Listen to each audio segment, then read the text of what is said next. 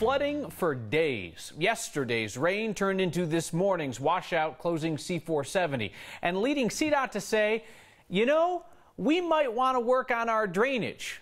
Well, yeah, seeing how there was a waterfall on the highway, that sounds like a pretty good plan. It's picturesque, really, if you're in the right mood. The newly created waterfall in the construction zone on C-470 near Lucent Boulevard. CDOT is pledging it will do better, unclogging drains, adding water pumps, and having workers on standby when it pours. They told us that they understand that this looks like a goat rodeo, but they say they are still scheduled to finish the C-470 project on time by spring or summer of 2019. Sometimes I think maybe the people who drive this corridor every day think, you know, what are they doing? It's a day and night process. We're really thinking it through. We're planning our work. You know, we're changing that plan and really trying to get ahead of the issue so we don't, you know, have the same issues over and over again. Street flooding certainly isn't new, but as we put more of Colorado under pavement, it's going to require some new strategies. All right, show of hands. Who remembers Lake Logan? Our Marshall Zellinger does. It's not like C-470 didn't warn you. Just look at the construction zone median. Holds water. Well, C-470 held too much water. When you have that big rainfall, simply overcomes the system. Highway flooding isn't what it used to be. From Colorado's news leader. Prior to 2002, Lake Logan was a summer destination you didn't want to end up in. Another afternoon of heavy rain, another very difficult afternoon on the highways. I hope that voice sounds familiar, because it gives me a reason to show you this video of Mark and Kathy from 2002. An unbelievable situation currently on I-25, north and southbound closed, an area known as the Narrows. Before I-25 was widened with the side of light rail, Logan flooded often. You were talking about drain pipes that simply couldn't handle the capacity of any storm, which is why you saw historic flooding in this particular area a lot. 3-foot pipes that look similar to this could not handle heavy rains. They were replaced with these massive pipes that now run from I-25 in Logan under Mississippi and spit out at the Platte River. What we needed to do to be able to handle that was a 13-foot pipe. Wider pipes and additional drains. Can you spot all of them in this shot? I'll give you a second. 11. 5 more drains to the right of the camera. Now to I-70, where the viaduct is going away between Brighton and Colorado Boulevards. When I-70 is lowered and covered with a cap, water that collects on the highway will go through multiple drains, just like you saw on I-25, into 6-foot pipes, big enough for that guy.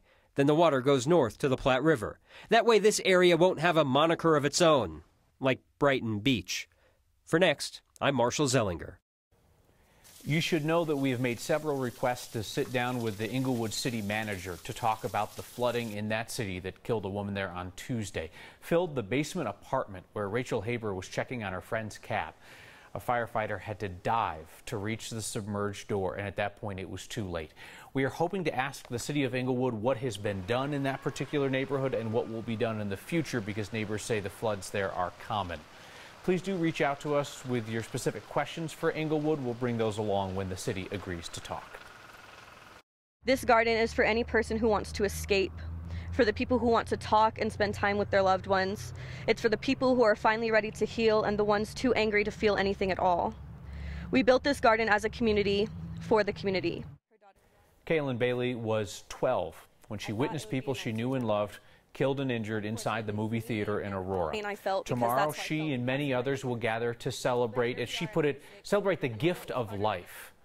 The Aurora Theater Memorial is 83 soaring cranes. They represent each person injured or murdered at that theater.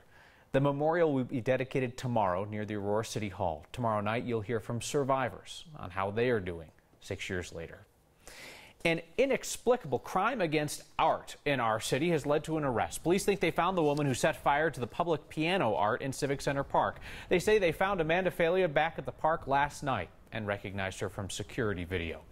Generous Next viewers have offered their own pianos if the artist wants to recreate that piece. He hasn't decided whether to do that. The Civic Center Conservancy is going to remove the burned out shell of the piano while they wait to see how the artist wants to proceed.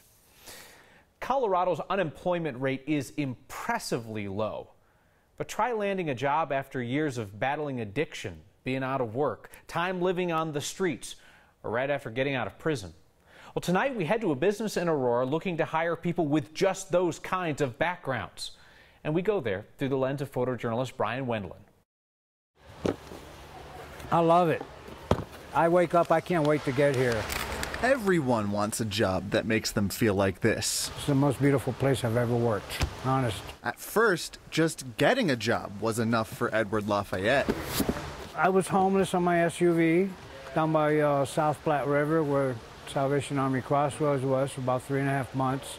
And I'm a Vietnam vet. But Edward found the Mile High Workshop. We're going to default to believing in somebody and believing that they're capable, even if they don't believe it in themselves. Andy Magel directs the Mile High Workshop. It's a nonprofit that hires people like Edward facing barriers to employment. So if you have, these certain types of offenses on your background, the answer is just automatically going to be no. Andy's job is to say yes. He hires people just getting out of prison, recovering addicts, and people trying to get off the streets. Those employees build things, sew things, and ship things. And even though this is a nonprofit, the work they do pays for 2/3 of Mile High Workshop's expenses. What's up, Dad? So Andy wouldn't be able to help people if his products didn't sell. No, I don't think so. No. Well, that would mean we'd have to raise a lot more money. After 6 months, Mile High helps employees find permanent jobs, usually somewhere else. But Edward got to stay here, working full-time in quality control. Basically what I do, I correct all the mistakes before it goes out the door. He was living in his car not too long ago. Now he has a job that makes him feel like he belongs. But I love these people. Whatever we do, I want to be with them. This is my home. For Next, I'm Brian Wendland. Right now, Mile High Workshops working on projects for Meyer Skis and Flatirons Church, among other work. If you think you know somebody who could benefit from that 6-month program, you'll find a link in this story on the next section of 9news.com. If you have $10,000 and you love President Trump, you can solve a problem down at the state capitol. So there's this wall where they put up portraits of presidents, and each portrait is funded with private donations. But no one has donated for the portrait of President Trump. Not even after my man Joe St. George over at Fox put this on TV last night. Joe did a great story, but still, no donations, nothing. Well, actually not nothing. Today, somebody put up a portrait of Russian President Vladimir Putin at the Capitol. I was sure that this was Photoshopped, but a legislative aide down there insists that the Putin portrait was real. She said some prankster avoided detection putting Putin where President Trump should go. Now, listen, because we live in an era where outrage is the only exercise that some people get, they are lathered up about this missing portrait, and they are going to be lathered still about the Putin thing. And the brunt of their anger is being directed at the poor guy who runs the arts nonprofit that collects the portrait money and passes it on to the artist. Jay Seller's specialty is arts and culture, not controversy. Did it occur to you that this was going to be something that people were going to get all exercised about? We do the portrait for every president, so it doesn't matter what political affiliation they are. I would say this one seems to be getting more negative reactions, and unfortunately my name is listed on the sheet of paper, and as a result I'm getting a few Facebook taunts, etc. Jay, welcome to an accidental brush with the news. Thanks, Kyle. All right, great talking to you. Love your show. Thank you, appreciate it. Have a good one. See ya. All right, bye-bye. Time for our shameless ripoff of The More You Know. We call it You Should Probably Know This. Denver Public Works can help you better navigate downtown. They've got this great information on their website. You wouldn't know it was there unless you stumble on it or your TV program tells you. It tells you the bike lane reinstallation schedule around the city, so you don't find yourself making a turn and suddenly you're in traffic. There's also detailed street paving information there, what's being done where, as well as ADA ramp and curb and gutter construction as well. So safe travels. Time for another reminder. That's not how you Colorado. It really should have been obvious to anybody who's lived in our state for any kind of time that after a hard rain like yesterday's, there was going to be standing water around Denver. Not a good time to drive home from dinner with your co-anchor with your car window down. Because, I mean, one big truck passes and whoosh. Thankfully, I got the worst of it, but poor Kim Christensen, she got doused all the way over on my passenger side. And when I say that we got soaked, I mean, I had to tip my head to the side to get the water out of my ear. I was soaked down to my shorts. A good reminder to this guy, that's not how you Colorado. Take a look at that trooper. If you recognize him, you can solve a mystery that's nearly 40 years old. And a chance encounter, Colorado's future farmers, and a possible future Supreme Court justice. Pardon me, coming through next.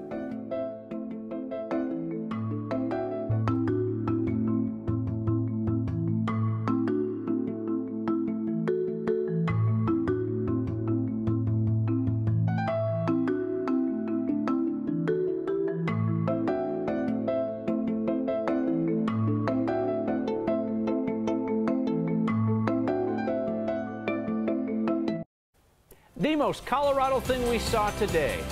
Students from our state having an accidental brush with history. Future Farmers of America members who happened to meet Supreme Court nominee Brett Kavanaugh as they were touring Senator Cory Gardner's Capitol office today.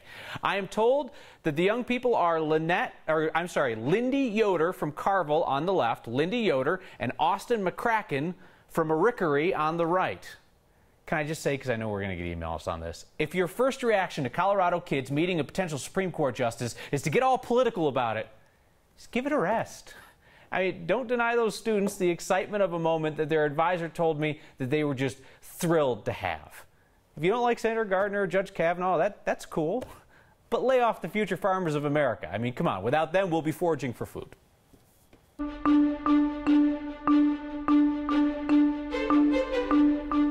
Day number 4 with a chance for heavy flooding, rain, and hail. It's been quiet and warm so far. Temperatures below the average of 90 in the mid-80s, but a severe thunderstorm watch remains in effect for Denver, the Front Range, and Eastern Plains, and just enough heating of the day that we're starting to see some of those storms develop.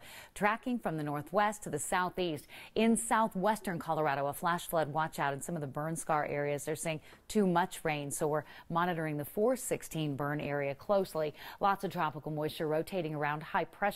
That moisture feeding up from the southwest, interacting with the boundary. Storms will continue late into the night on the far eastern plains. Tomorrow, a partly sunny day, another round of afternoon thunderstorms, and this pattern looks to continue for another 48 hours. So even though it may be calm and quiet at your house now, rain and hail still likely late tonight. Low 60 with some fog tomorrow morning. With enough sunshine, we'll get to almost 90 tomorrow. Late day storms likely. Now a little drier Saturday, a little cooler Sunday with a good chance for rain, and then back to that summer weather. Highs back near 90 degrees on Wednesday and Thursday. Beautiful up in the high country this afternoon and along the Front Range. Well, still waiting for those storms to develop. Kathy, thank you. On this Throwback Thursday, it's an old mystery, one that has stumped even the Colorado State Patrol. They can't seem to identify that mystery trooper. This is a photo from 1980. Now, they know who the civilian is, the guy on the right. That's Dave Bartlett. Dave was on a cross-country trip with some buddies when he got a speeding ticket from the CSP trooper on the left. The handshake deal here is that they did not have the money to pay the fine, and they didn't want to wait to see a judge in a few days, so the trooper spotted them the final $5. The guys promised that they would someday send him the $5. Well, these things get lost over time, as did the photo. Now, 38 years later, Dave and his friends are looking to find and thank that trooper from 1980. They also have his $5. One of the guys on this road trip thinks that the trooper's name might have been Richard Frank. CSP looked around, and they can't figure it out. So our goal in sharing it with you is maybe somebody recognized that trooper. It'll be on the next Facebook page if you want to share it. Who knows? Maybe this will be the reason that they get connected.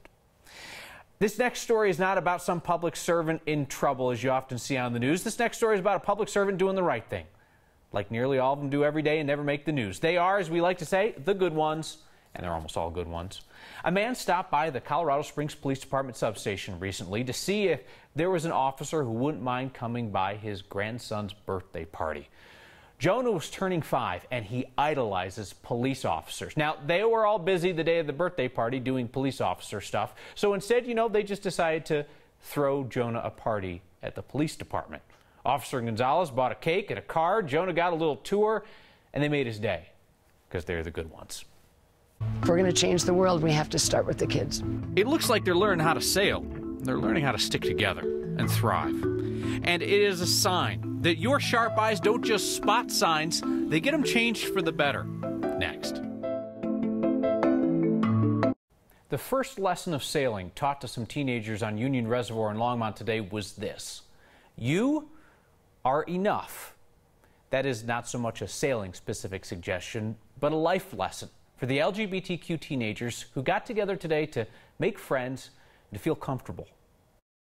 I love that sailing isn't just about being on the water. Sailing, it's the freedom you have on the water. Oh, it's exhilarating. And there's just something about the wind and the water, it just changes people. It really does. The name of this camp is Able to Sail. Well, it's more than a summer camp. That's what we call ourselves, a youth empowerment camp. We essentially teach them to sail the first day, and then I support me, I love me, I accept me. we create a safe place for them. First of all, to show them that there are other people just like them. It's hard when you've lived your whole life as one thing, and now you have the opportunity for a week during the summer to be who you are. And then you can be these amazing humans that we already see. Okay, ready? Yeah. We're not focusing so much on this person is gay, this person is straight, this person is bisexual. We're focusing on what we have in common. Quite something. Really quite something. Every kid gets to hear that they matter on some level somehow. You are enough, just the way you are. You matter. You're essential. We need you. We need your gifts, your talents. We need you to show up in the unique way that only they can. Hey there. That's the moment when we know we did something good.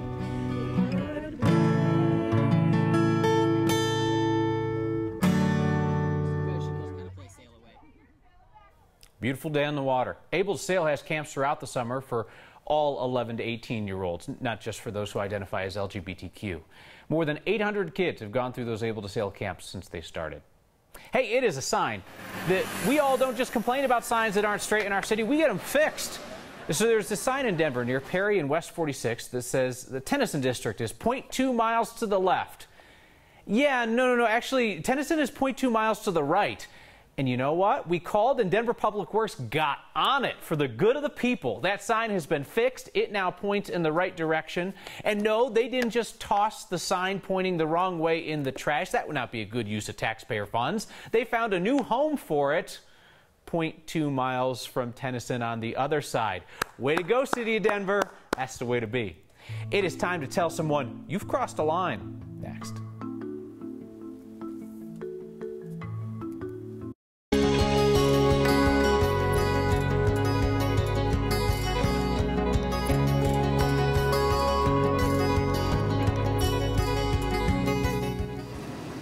I seriously thought that we were going to do this segment for a week, but you all keep clamoring to tell somebody you've crossed a line.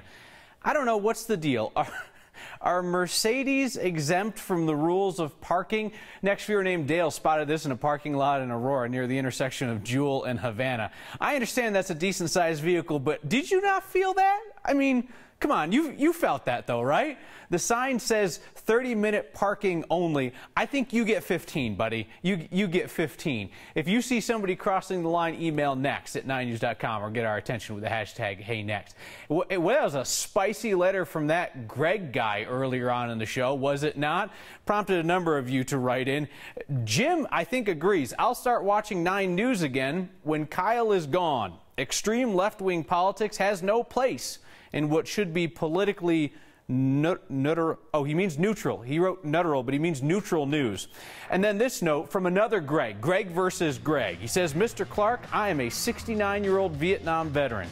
Your show's witty, informative, intelligent, and thoroughly entertaining. Signed, another Greg. Well, thank you, Greg, for your service and for being with us here tonight. See you next time.